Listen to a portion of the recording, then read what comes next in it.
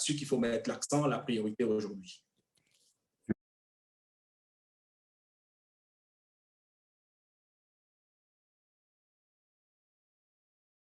Je crois pouvoir dire que la digitalisation a des défauts.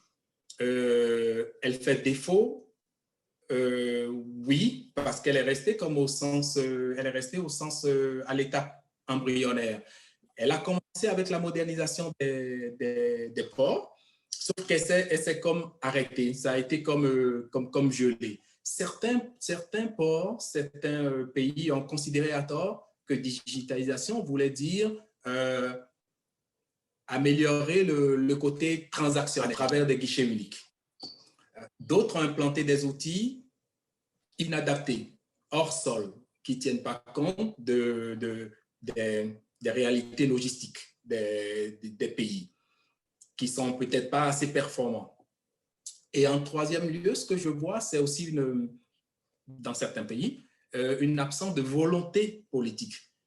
Cette volonté politique aurait permis de mettre les acteurs en synergie autour donc de ce projet, parce que c'est quoi l'objectif à la fin de la digitalisation? C'est de fluidifier les flux, quels qu'ils soient, les flux financiers, les flux physiques, etc.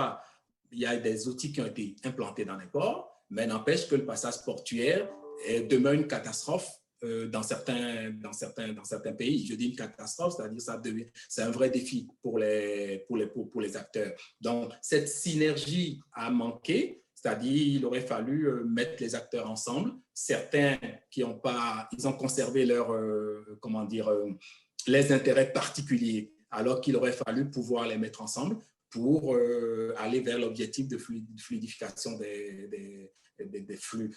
Et pourtant, il existe quand même de très bonnes solutions en termes de digitalisation portuaire qui sont sur le marché, des propositions très compétitives. Donc, il s'agit de revoir les conditions logistiques, de concevoir des projets de digitalisation qui soient adaptés aux réalités du terrain, pour pouvoir impulser, je vais dire, le nouveau départ, pour pouvoir faire repartir la machine digitalisation en Afrique.